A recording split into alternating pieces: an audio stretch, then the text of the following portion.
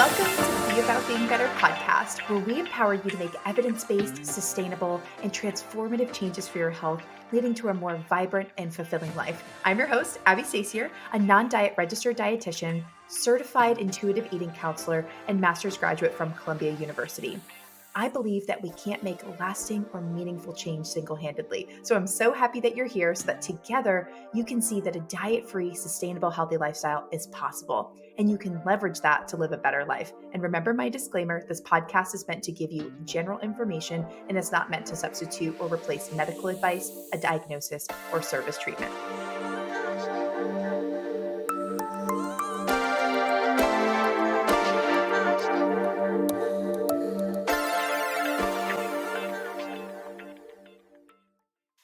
Y'all, so it has come to my attention that our most downloaded episode, my breakup podcast, How to Get Over a Breakup, we'll link it in the show notes if you haven't heard it yet, but I assume that most of you have heard it now at this point, was not juicy enough. I have gotten messages like, you're too healed. Like, we wanted the drama. We wanted the tea. You were too respectful of your ex. I'm like, y'all, I am not trying to get, slapped with a defamation suit right now. Maybe it's because I've been watching Suits too much. I'm basically a lawyer at this point, but yeah, no, I'm not out here trying to bash my ex online. That's just not the type of person that I am. However, I do have a really interesting story that I think y'all would just love. So, in my last relationship,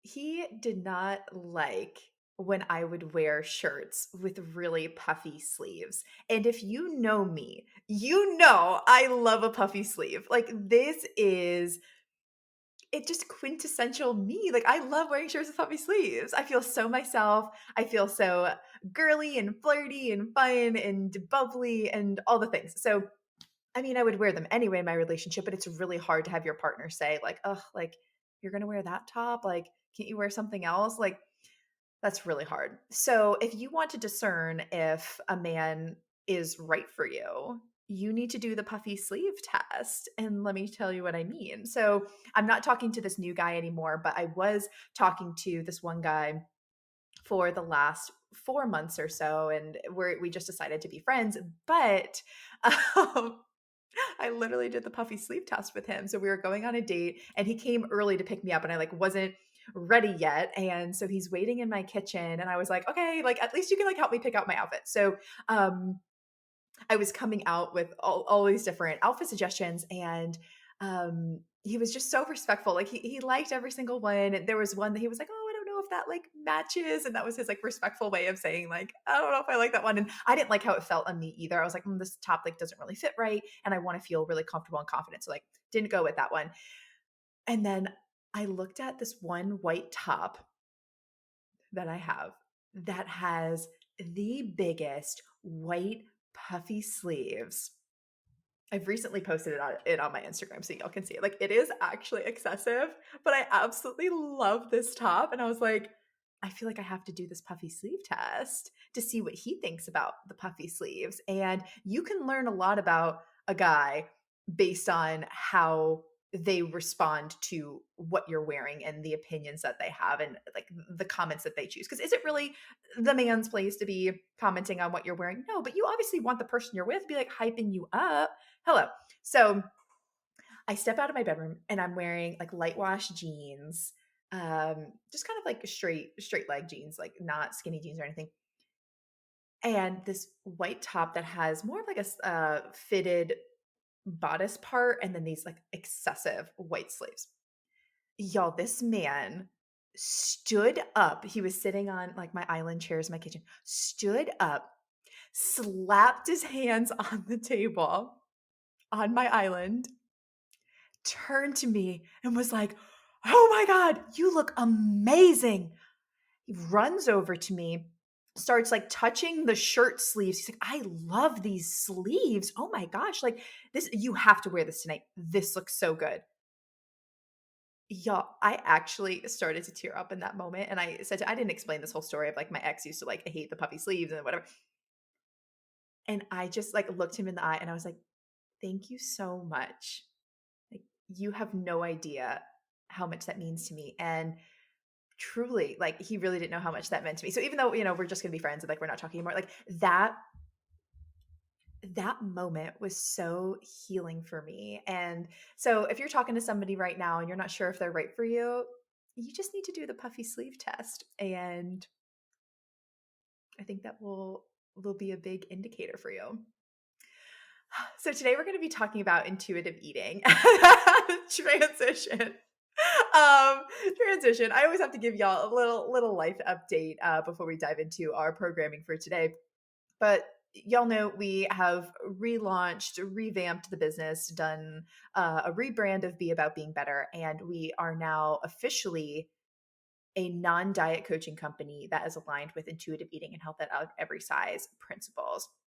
So, which we have been this way for a long time, but with the rebrand, like we just wanted to really make everything official and just make that very clear on our website and with our messaging, just making sure that things are consistent. Because when we started our business 5 years ago, we weren't always that way. But I am so focused on helping you all sustain a healthy lifestyle over the long term. We can't not embrace a non-diet approach, a weight neutral approach, because after my 5 years of coaching people, hundreds of clients all over the world, both men and women, the rate limiting step to being able to sustain a healthy lifestyle over the long term was diet culture, was people falling back into restrictions, shaming themselves, excessive exercise, being at too much of a caloric deficit, shaming themselves for eating good or bad foods, and just not having a healthy relationship with food or their body. So, like, yes, they could keep up with healthy habits with willpower and discipline, but they were shaming themselves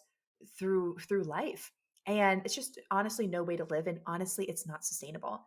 So the more that I have learned about sustainability and the more that I've coached people, it's like, oh, wow, we really need to embrace intuitive eating and a non diet approach. So I'm really excited to align our company officially in this way. So I wanted to make this episode about two of the most important intuitive eating principles that you really need to start out with and are very foundational. So if you have dabbled with intuitive eating and you've heard about it, you're curious about it, or if you have been practicing this for a while, maybe you've gone through some of our programs and you feel like, all right, I'm doing the intuitive eating things. If you do not have these two principles like down, obviously everything's a journey. No day's gonna look perfect. Like, stuff comes up. But if you are not really making these the cornerstones of your relationship with food, then we have to revisit these. We need to strengthen this foundation because these two principles are the bedrock of intuitive eating. Number one, honoring your hunger. And number two, feeling your fullness, respecting your fullness. Intuitive eating, as we know, it was founded by two registered dietitians, Evelyn Tribal and Elise Reich, back in 1995. It's a health at every size aligned weight neutral model for approaching health. Intuitive eating is really a self-care eating framework. It's more than just intuitive, or it's more than just mindful eating. Mindful eating is like a part of intuitive eating. Like when you're actually sitting down to eat, yes, you should be mindfully eating, but intuitive eating takes things several steps further than just mindful eating because it extends beyond just the act of eating. It takes it one step further to reject dieting and to really make peace with food. Like mindful eating, you could be mindfully eating and being really present, eating one almond a day. I had a friend in high school who would literally only eat 3 strawberries a day.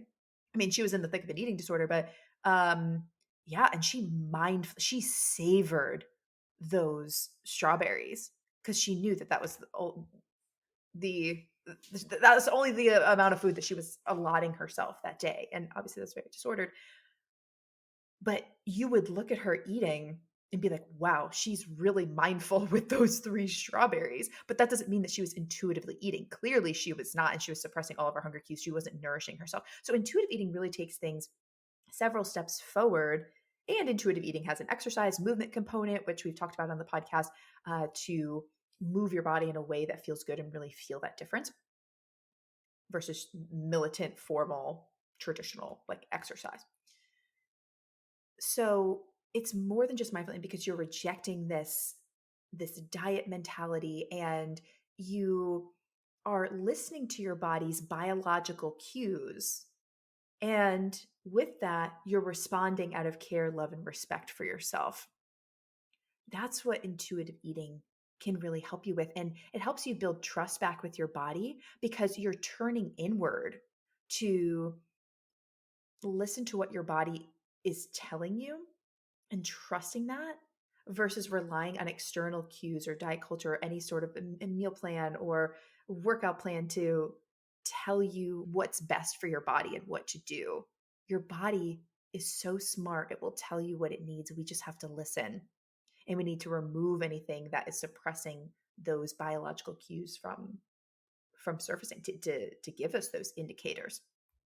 So the first intuitive eating principle that you really have to get is honoring your hunger. And so if you're waiting to eat until your stomach is growling, you have waited too long to eat. You have missed other subtle signs before that that were indicators that your body needed fuel. It needed nourishing. And really, we shouldn't be going longer than about 3 hours without eating. So if you don't feel hungry all day and then suddenly you're ravenous and you kind of either binge or overeat, or you're just so ravenously hungry and you need to eat everything in sight at the end of your day, you have waited too long to eat. You've missed cues. And maybe you've been doing that for so long that your body has eventually stopped sending you cues. Like, it takes energy for your body to send you these biological cues. So if it's over time, over an extended period of time, if it's sending out these cues and nothing's coming back, like, think about, texting someone that you're talking to. If you keep sending text, and they're not responding, eventually you're going to stop sending them messages. Cause like, why would I put this effort in if I'm not getting anything back in return? Where your body's the same way. It's sending you all of these cues that it's hungry and it needs food, it needs fuel, it needs nourishing, it's crying out to you. And if you're not fueling yourself, if you're not responding to those cues, eventually, and especially in states of starvation and being underfueled consistently, your body will start to conserve energy as a survival mechanism, and your body will stop sending you those cues and literally start shutting down.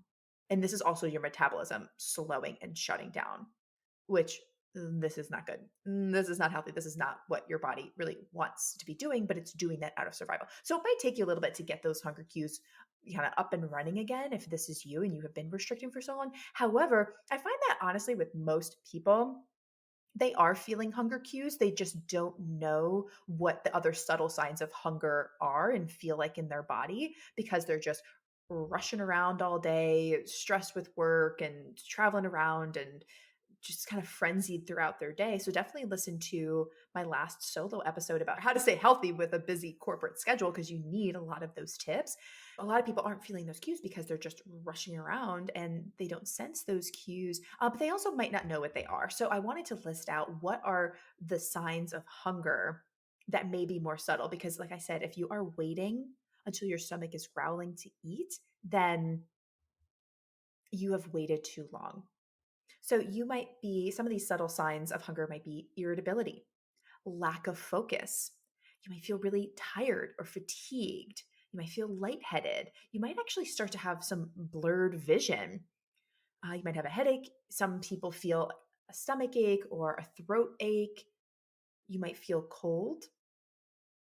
And you might be lacking productivity. You might not be able to get as much done in a block of time than if you were actually nourished, because your body does not have enough energy, does not have enough fuel, and it's looking for some fuel. So these would be the signs to look for and listen to. And it's not just a sign to take a break, but it's a sign to actually eat something and nourish your body, because these are signs of hunger. Headache, irritability, hangry. Being hangry is a real thing, and I know y'all have felt that. But like lightheadedness, blurred vision, just like lack of focus, like it's just feeling cold, tired, all of those things, like your body is looking for energy. So those would be the things to listen to. And it's important that you honor that. Diet culture tells us that when we feel hungry, this is something to suppress. and it's a sense of accomplishment to be hungry. But it really isn't. It's going to wreak havoc on your metabolism. Skipping meals and ignoring your hunger cues can have you gain weight and weight cycle. It can lead to binges later on. Binges and overindulges with nutrition always happen because of some form of restriction. And so you want to make sure that you're letting go of whatever that restriction is and you are honoring that earlier on so it can prevent you from overeating and feeling totally ravenous later on. Because we know when we feel ravenous with food, we're out of control with it and we don't feel our sense of fullness. We end up eating too quickly. Our body doesn't have enough time to catch up. It takes about 20 minutes for our body to actually catch up and tell us that we're full. So if we're eating so quickly, we don't give ourselves that 20 minutes for our body to catch up. So we end up eating past the point of fullness. We feel very uncomfortable, overstuffed, and then that can lead to a lot of guilt and shame. So which makes us just want to like restrict even more, which is going to just keep feeding into the problem. And y'all, I have said it before and I will say it again and again and again. This happens so much on Thanksgiving. Like, why do people wait until 3 p.m. to eat their first bite of food? We're like waiting for this big meal and then we're hyping it up, we're building it up. Like, we have a whole season to like build up this one meal. And then we end up feeling so much guilt and shame afterwards because we just ate so fast because we were so hungry. It's like, eat breakfast on Thanksgiving. It is not going to ruin the meal. It'll actually allow you to be more in touch with your body's cues so you can savor the meal and you don't like need to eat, but you're able to enjoy what you're eating and savor it and eat slower because we know when we approach a meal and we're so hungry, we're shoveling it in and we don't even like really remember what we're eating. We're barely tasting it. We're just trying to get fed versus dining and enjoying your experience and having the food nourish your body versus just throwing it at your body. So, and also your body doesn't digest that as well when it gets like no food for so long and then bam, like so much food. Like it really is not good on the system. So it's better for you to eat about every 3 hours and start to eat when you have these more subtle signs of hunger versus waiting until your stomach growls. You'll have more control over food. Like if you feel like food is making you just feel out of control, you actually need to be eating more often. And we'll have another episode on you not being able to have like certain foods in the house because you will binge on them. I definitely want to talk about that more because that's kind of a different concept, but I'm talking about like if you don't eat all day and then you feel super ravenous, like you are waiting too long to eat and you really need to be honoring your hunger earlier on and listening to those subtle cues. So that would be my action step for you all, is to start to feel like what subtle hunger feels like in your body and can you eat at that point versus waiting until your stomach is growling and you're totally ravenous. Then, because we know intuitive eating principles have to be working in conjunction with each other and you're employing multiple intuitive eating principles at the same time for them to be effective, you need to then be respecting your fullness, feeling your fullness. So when you wait to eat and you're so ravenous and you're eating so quickly, you don't have time to check in with yourself because your body's not, it doesn't have enough time to like let the food sit in to then give you the feedback cues that it's had enough. So you need to slow down when you're eating. And you're able to do that when you actually start eating earlier on versus waiting until you're you're super super hungry. So when you eat slower, when you start to put your fork down in between bites, you can ask yourself different questions. How does this feel in my body? How does this taste? What's the mouth feel? Am I enjoying this? What do I love about this? How does this feel in my body? And am I satisfied? Am I done? Am I full? Have I had enough?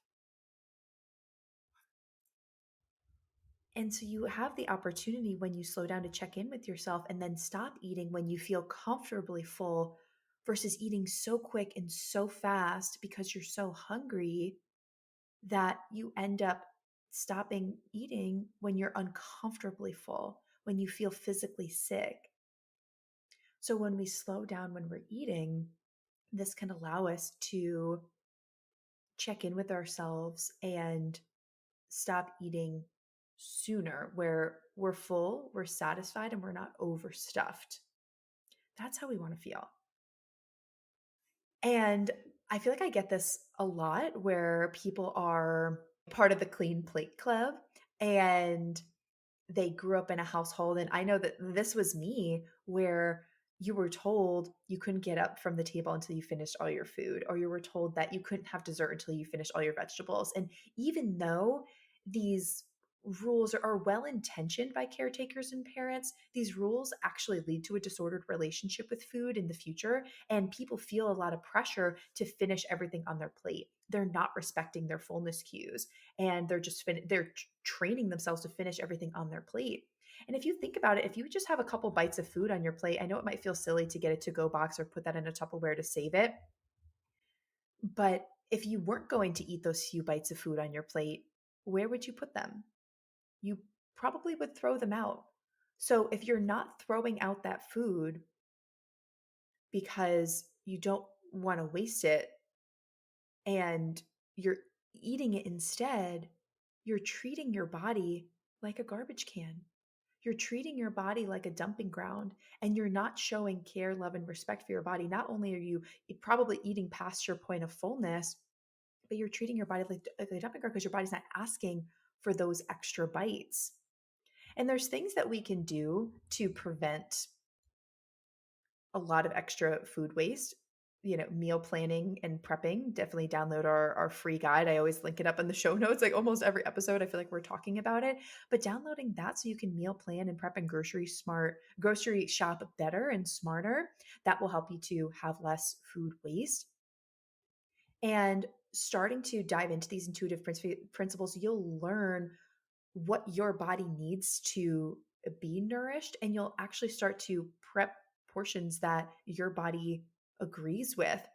And we also just have to get over the fact that, like, it is okay. It might seem silly to get a little thing of Tupperware out, but that is showing your body more respect than it is to eat past the point of fullness and treat your body like a dumping ground for those few bites. So yes, it might feel silly, but like, what's more uncomfortable? Like getting a little piece of Tupperware or asking for a box at a restaurant for just a couple of bites, or the uncomfortableness we feel when we eat past the point of fullness and feel a lot of guilt and shame over not listening to our body's cues.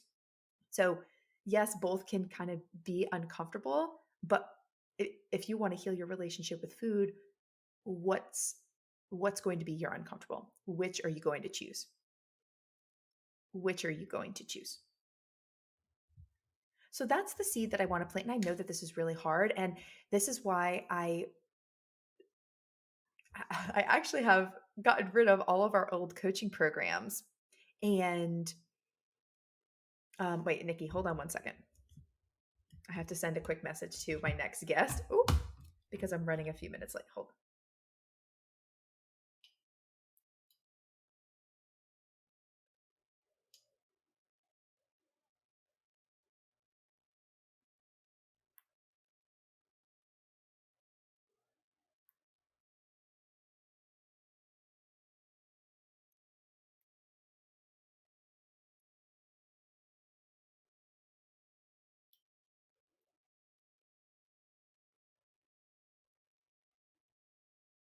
Okay, amazing. Okay, what was I saying? So this is why we actually have gotten rid of all of our coaching programs, like the Be About Being Better Academy, like my first coaching program. Oh, like it was my baby and what we started with 5 years ago, but we have retired all of our old coaching programs. And we actually only have one group coaching program now, and it's called the Better Together program. And it's a 6-month program where we officially ditch diet culture and embrace a more intuitive, joyful, and sustainable way of living. And we actually dive into all of these principles and our body image and our dieting beliefs about our bodies. And again, all of these intuitive eating principles, and we learn to internalize them and apply them to our lives. So if you're someone that really struggles with the clean plate club and really struggles to feel your fullness and respect that, and you really struggle with your busy job or just with your busy lifestyle to take the time to slow down when you're eating and you're really struggling to get in a groove to meal prep so that you have the snacks and meals ready available so that you can honor your hunger, or if you're just feeling a lot of resistance with the intuitive eating principles, but you know that it is better for you, or something you want to lean into and you want to heal your relationship with food in your body, but you're not really sure how, or you've been like following for a while and you're just struggling to implement all of these things, this program is for you. It is a program really centered around diving into these principles more deeply and having really honest and raw discussions with the group on how diet culture has affected us and why this stuff is so hard and how we can support each other in cultivating a more non-diet approach. So we're actually going to be going through the intuitive eating workbook together that the two registered dietitians that really invented intuitive eating developed. And that'll be about half of our time together. And then once we go through that curriculum for the first 3 months, then you'll get a lot of coaching on how do we apply these principles in our lives. And after working on these intuitive eating principles, because we know that it takes time and there's a lot of stuff on the journey, how do we start to apply this to other scenarios in our lives to make sure that it is sustainable? And once we, you know, get to later months in the program, you'll start to realize like, oh wow, I'm not plagued by all of these negative thoughts about my body. I'm not thinking about food so much. I'm not obsessing about the number on the scale. I'm not shaming myself for not showing up for that workout. Like, I actually feel really content. I feel like I have freed up mental headspace, freed up mental real estate. Now you're able, with that freed up space, to devote that time, energy, attention, and focus to other areas of your life that are going to move the needle. This is what's going to allow you to be about being better and make an impact in your life and really experience more joy and vibrancy and quality relationships and more purpose. So, the way that I've structured this program is through our Better method. And the program is 6 months, Better has 6 letters. So, each month of the program has a different letter associated. Like month one, B, we're going to be beginning with baseline. We're going to kind of take stock of your dieting history and your health and your habits and really starting strong. Then month two, we're going to be embracing intuitive eating, learning more about these principles and diving deeper. And then we're going to be transforming your thoughts and really diving into the stories that you tell yourself, your beliefs about yourself and weight and your body image and just your you as a person and your self-worth. And then we'll work towards T, month four, transcend in real life, translating these intuitive eating principles into real life scenarios so that you can really sustain this lifestyle. And when life is just lifing and life comes up and we got holidays and we're sick and family emergencies, how do we avoid going back to diet culture and excessive exercise and caloric restriction? And then we have E for month five, where we embrace more joy. Once we're kind of living in this easier lifestyle and more intuitive lifestyle, we can embrace more joy in our lives. And then finally, our rediscover purpose, where I'm helping you get to that next level of your life and help you with your finances and your career and your calling and your vision and mission and purpose in life and your gifts and talents and your relationships and just deeper things with your health. Oh, it's going to be so good. And the rate limiting step for all of this, the first step is that we have to ditch diet culture and start to embrace a non-diet approach. And how we do that is through intuitive eating. So that's what this program is all about. And this is our only group coaching program right now. And I'll link it up in the show notes. And we're in open enrollment and we will start mid-September, like after Labor Day. And y'all, I'm so excited about this. I'm excited to have this framework. I'm excited to go through this curriculum of intuitive eating and to facilitate really awesome group discussions with you all, because we all have a unique dieting history and we have so much to offer and you can learn. So I know from coaching group programs for the last 5 years, like how much we really need we need community, and you need people in your life and in your corner that are going to embrace these non-diet approaches, because you probably have people in your life that are in the thick of diet culture and are always shaming their body, and it can be really triggering and hard to be around. So you need people in your life that share these same beliefs and share a motivation to break away from all of that and develop something that is sustainable. And you can find that in your online community. And we've been able to cultivate that through Be About Being Better, for like these amazing communities and like awesome group chats, all of the things for the last 5 years. So I know the power of community, and that's why I love group coaching. And there's so much to learn when you're around like-minded individuals that, have different histories, but a same end goal in mind, that we want to break up with diet culture and heal our relationship with food in their body. And I'm just excited for this curriculum. This is going to be different than all of our programs in the past. So if you've gone through the Be About Being Better Academy, if you've gone through our Begin Better, like, this is going to be different, and this will serve you and help you officially break up with diet culture, learn more fully about intuitive eating, and really get you to the next level for yourself, your health, your happiness, and your life. So head to the show notes, definitely learn more about the program and join. We have several different payment options. DM me or email me too, but DM me if you have any questions about the program or want to hop on a call to talk about it. I'd be more than happy to answer your questions and learn more about you and see if this is the right fit for you. I am really excited about this program. So if anything in this episode inspired you or got you thinking like, oh, this is really good, but I'm going to need accountability with this, or like, oh, this is good, but, and there's something there, some form of resistance or a question, you might need this program to help work through those things and answer those things and really integrate these principles into your life, especially these foundational ones, but we'll be focusing on all of them too. So thank you all for listening to this and for sharing this episode. And if you feel good about your relationship with food, but there's somebody in your life that needs this episode or needs this program, please send this to them, send them to our website, send them my Instagram page so that they can explore to see if this is for them. And I'd be happy to get on um, a call with them too and get to know them and see if working together makes sense. So thank you for listening. Thank you for sharing. Thank you for being part of this Be About Being Better community. And I'm so excited for what can be available to each of you. Just the level of joy, the quality of relationships, just the abundance that is in store for you once you officially break up with diet culture and embrace intuitive eating. Because I've seen it for myself and I've seen it in several clients, how amazing and fruitful it is. And I'm excited for you to experience that too. All right, y'all. I'll see you in the next episode.